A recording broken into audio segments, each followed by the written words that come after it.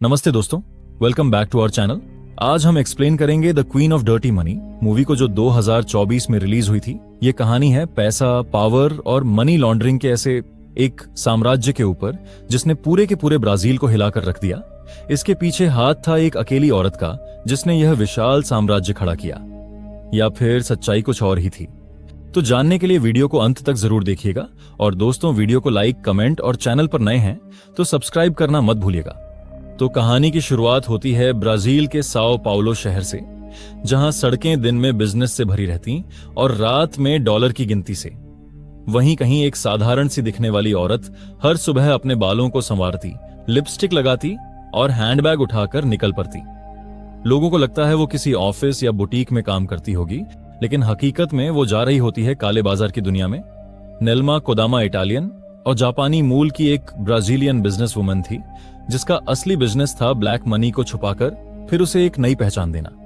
वो करती थी फॉरेन एक्सचेंज में डॉलर को खरीदना, बेचना और उसे उस जगह तक पहुंचाना जहां सरकार की नजर कभी ना पहुंच पाए। कहने को तो ये सब एक्सचेंज था, लेकिन असल में ये था धोखे का खेल। एक ऐसा नेटवर्क जहां हर आदमी किसी न किसी को धोखा दे रहा था और फिर भी सब एक दूसरे पर भरोसा करने का नाटक कर रहे थे। नेल्मा को यह खेल पसंद था, क्योंकि इसमें सिर्फ पैसों का नहीं बल्कि जोखिम लेने का एक अलग ही नशा था। कहते हैं पैसा हर प्रॉब्लम का सॉल्यूशन नहीं होता, लेकिन हकीकत तो यह है कि ऐसा वो लोग कहते हैं जिनके पास इतना पैसा नहीं होता कि वो अपने सभी प्रॉब्लम्स को खरीद सकें। कुछ ऐसा ही मानना था नेल्मा का भी। वो जानती थी कि इस दुनिया में दो तरह के लोग होते हैं, एक वो जो पैसों के पीछे भागते हैं और दूसरे वो जो पैसे को अपने पीछे दौड़ाते हैं। खैर, उस समय 2006 में ब्राजील में बिंगो स्कैंडल नाम का एक फाइनेंशियल तूफान उठ रहा था। सरकार पर आरोप लग रहे थे कि उन्होंने अपने राजनीतिक अभियानों के लिए गैर कानूनी फंडिंग का सहारा लिया है। दूसरी तरफ नेल्मा उस वक्त एक एक्सचेंज हाउस में काम करती थी, लेकिन धीरे धीरे वो इस सिस्टम की सबसे खतरनाक कड़ी बन गई।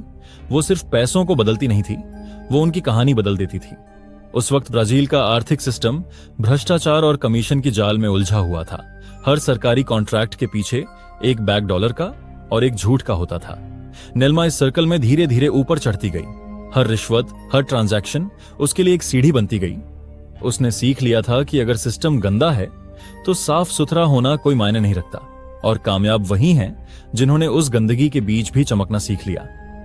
लेकिन जैसे जैसे नेल्मा की दुनिया ऊपर जा रही थी, नीचे कहीं ना कहीं उसकी बुनियाद खोखली हो रही थी। और फिर साल आया 2014। ब्राजील की हवा में कुछ बदल रहा था। अखबारों की सुर्खियां, टीवी चैनलों के ब्रेकिंग न्यूज, हर जगह एक ही नाम गूंज रहा था, ऑपरेशन लावा जटो, यानी ऑपरेशन कार वॉश। शुरुआत में यह एक मामूली सी जांच लगती थी, जिसमें एक कार वॉश और गैस स्टेशन के कुछ सस्पिशियस ट्रांजैक्शंस की रिपोर्ट सामने आई थी। लेकिन किसी ने नहीं सोचा था कि यह जांच आने वाले वक्त में ब्राजील की सियासत, इकोनॉमी और नेल्मा की जिंदगी तीनों को हमेशा के लिए बदल कर रख देगी। जांच आगे बढ़ती गई और सामने आए कई बड़े नाम। सरकारी तेल कंपनी पेट्रोब्रास के अधिकारी, राजनेता, बिजनेस टाइकून, और उनके साथ नेल्मा का भी नाम आया, जिसके पास सबके सीक्रेट्स थे। ब्राजील के इन्वेस्टिगेटर्स को जैसे जैसे नए दस्तावेज और ट्रांजैक्शन रिकॉर्ड मिले, धीरे धीरे इन सबसे पर्दे उठते चले गए। हर खाते के पीछे एक नाम, हर नाम के पीछे एक रिश्ता, और इन सब में एक बात समान थी, वह था नेल्मा का नाम। उसकी पहुंच ऐसी जगहों तक थी जहां कानून की नजर नहीं पहुंच सकती थी। उसका नेटवर्क इतना फैला हुआ था कि रियो डी जनेरो से लेकर हांगकांग तक हर जगह उसके लोग थे। वो सिस्टम की कमजोरी जानती थी, और वही कमजोरी उसका सबसे बड़ा हथियार थी। फिर नेल्मा की जिंदगी में उस वक्त एक शख्स आया, अल्बर्टो यूसेफ, जो एक शातिर फाइनेंसर, जिसे ब्राजील का गॉडफादर ऑफ करप्शन कहा जाता था।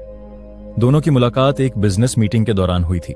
वहीं पर मीटिंग के दौरान नेल्मा ने सिर्फ इतना कहा, अगर पैसा खो सकता है तो उसे पाया भी जा सकता है, मैं उसे खोया हुआ ही रखूंगी।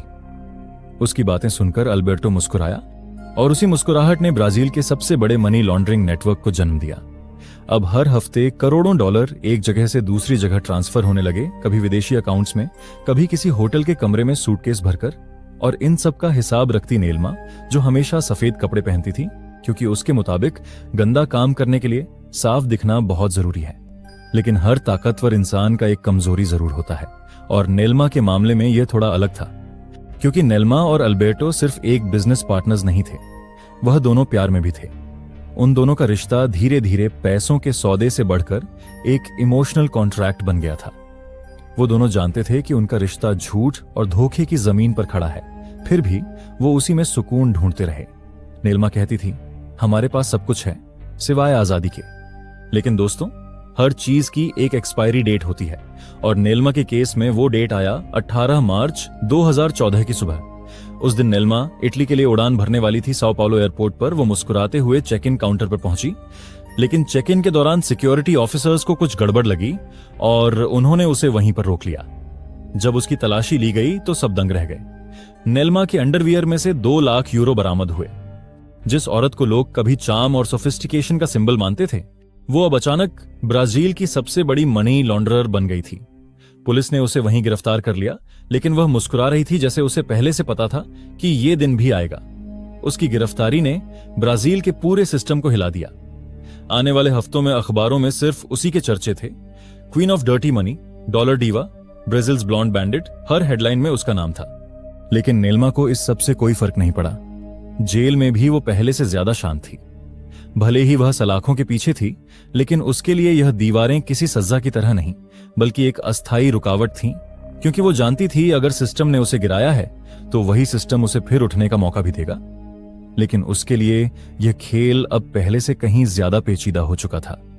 ऑपरेशन कार वॉश की जांच अब सिर्फ पेट्रोब्रास तक सीमित नहीं थी। उसके धागे अब देश की राजनीतिक पार्टियों, बैंकों और कॉन्ट्रैक्टर्स तक जा पहुंचा था। नीलिमा का नाम हर रिपोर्ट में, हर कोर्टरूम में और हर न्यूज चैनल की हेडलाइन में था। अब हर वो आदमी जिसने उससे कभी डील की थी, अब उसे न पहचानने का नाटक कर रहा था। ऐसा लग रहा था कि हर कोई अपने अपराध छुपाने के लिए उसे बलि का बकरा बनाकर आगे कर दिया हो।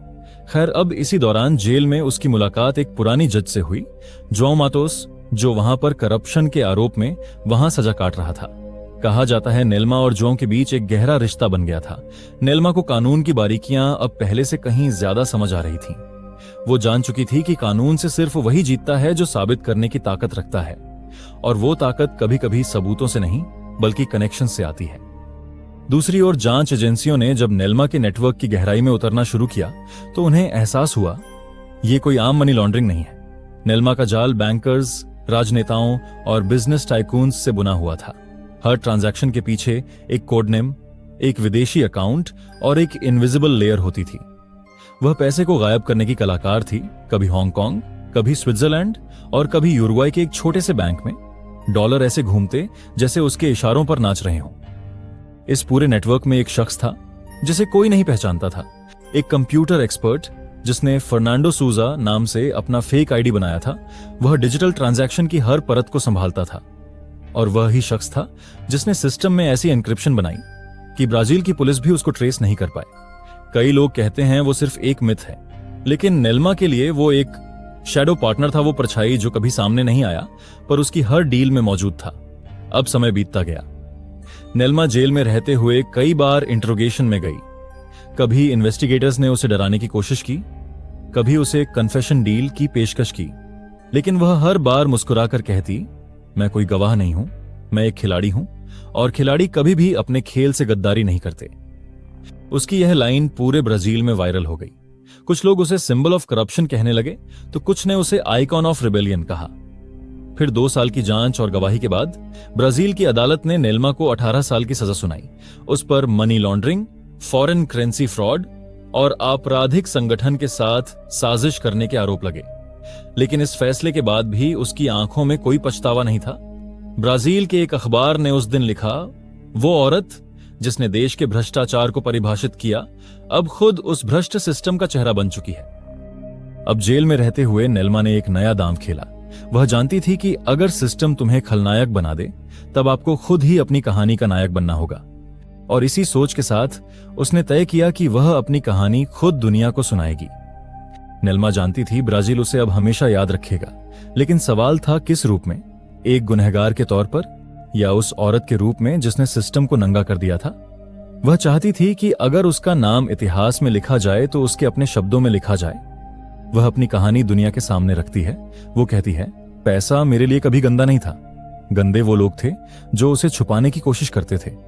नीलिमा कैमरे के सामने हर आरोप को बिना झिझक स्वीकार करती है। वो अपने संबंधों के बारे में बताती है कि वो अल्बर्टो, जज जोआओ मातोस और उस अदृश्य नेटवर्क के साथ था जो पूरे ब्राजील में फैला था।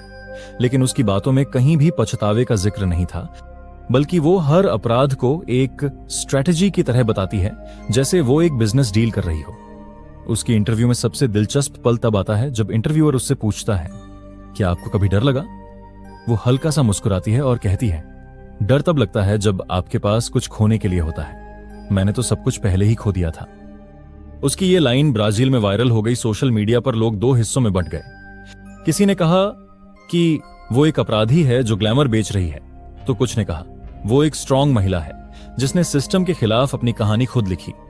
उस इंटरव्यू ने नेल्मा को फिर से एक स्टार बना दिया। लोग अब उसे सिर्फ अपराधी नहीं, बल्कि क्वीन ऑफ डर्टी मनी के रूप में मानने लगे थे। वो टाइटल जो पहले एक गाली थी, अब एक ब्रांड बन चुका था। उसे सेमिनार्स में बुलाया जाने लगा। इंटरव्यूज में उसकी बातें कोट की गईं और कई युवा महिलाएं उसे फियरलेस इंस्पिरेशन कहने लगीं। लेकिन इस चमक के पीछे एक सन्नाटा भी था। कभी कभी वो खुद को आईने में देखती और कहती, मैंने सब कुछ हासिल किया सिवाय शांति के।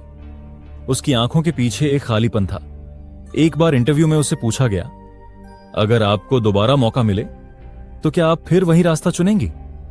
वो मुस्कुराई और बोली, हां, क्योंकि मेरे लिए यह सिर्फ एक अपराध नहीं था, यह एक सबक था और कभी कभी सच्चाई को दिखाने के लिए झूठ का सहारा लेना पड़ता है। दोस्तों, इस डॉक्यूमेंट्री में जो सबसे स्ट्राइकिंग बात है वो यह कि नेल्मा अपने अतीत से भागती नहीं। उसने ये भी कहा कि हर आदमी अपनी कहानी में हीरो बनना चाहता है। मैंने अपनी कहानी खुद लिखी, चाहे दुनिया उसे क्राइम कहे या आर्ट। वो उसे ऐसे स्वीकार करती है जैसे कि कोई सक्सेस स्टोरी हो। वो अपनी रिहाई के बाद साओ पाउलो के एक छोटे से अपार्टमेंट में रहने लगी। वहीं से उसने अपनी किताब लिखना शुरू किया, द डर्टी ट्रुथ। उस किताब में उसने लिखा, मैंने जो किया वो गलत था, लेकिन मैं अकेली नहीं थी। फर्क बस इतना था कि मैं मुस्कुराते हुए पकड़ी गई। उसकी ये लाइन ब्राजील की नई पीढ़ी में एक तरह का कल्ट बन गई। युवा लोग उसे सिर्फ एक अपराधी नहीं, बल्कि सिस्टम के खिलाफ खड़ी हुई आवाज के रूप में देखने लगे। नेल्मा अक्सर कहा करती थी, मैंने कभी अमीर बनने के लिए यह सब नहीं किया, बल्कि मैंने यह सब बस अपने आप को गरीब महसूस ना करने के लिए किया। उसकी किताब पब्लिश होने के कुछ महीनों बाद वो एक इवेंट में स्पीच देने गई। स्टेज पर उसने कहा, लोग कहते हैं मैंने सिस्टम तोड़ा, लेकिन असल में मैंने उस पर से पर्दा हटाया और हकीकत सामने लाई। फर्क बस इतना है कि अब सबको सच्चाई नजर आने लगी। भीड़ तालियां बजा रही थी, पर उसकी आंखें कहीं दूर देख रही थीं, जैसे वो जानती हो कि तालियां भी कभी कभी मुकदमे की गूंज होती हैं। समय बिता और अब कुछ साल बाद नेल्मा लगभग गुमनाम हो गई। दोस्तों, नेल्मा कोडामा की कहानी किसी अपराधी की कहानी नहीं है। यह कहानी है गलतफहमी की, जो इंसान को यह यकीन दिलाता है कि पैसा सब कुछ ठीक कर सकता है। लेकिन सच्चाई यह है कि पैसा आपको आजाद नहीं करता, वो बस आपको एक और सुनहरी कैद में डाल देता है। नेल्मा की कहानी सिर्फ एक कहानी नहीं, बल्कि एक आईना है जो दिखाता है कि कैसे लालच, पावर और ओवर कॉन्फिडेंस मिलकर इंसान को अहंकारी बना देता है और फिर उसी अहंकार में जलकर इंसान एक दिन बर्बाद हो जाता है। अब सवाल यह है, क्या नेल्मा ने सबक सीखा या वो फिर किसी नए खेल की तैयारी में है? कमेंट बॉक्स में बताइए, आपके हिसाब से नेल्मा कोडामा अपराधी थी या एक हीरो? और दोस्तों, इसी के साथ हमारी आज की कहानी यहीं पर समाप्त होती है। जुड़े रहने के लिए धन्यवाद। अगर आपको वीडियो अच्छी लगी हो तो लाइक, शेयर और नए हैं तो सब्सक्राइब करना ना भूलें। मिलते हैं अगली बार और एक रोमांचक कहानी के साथ।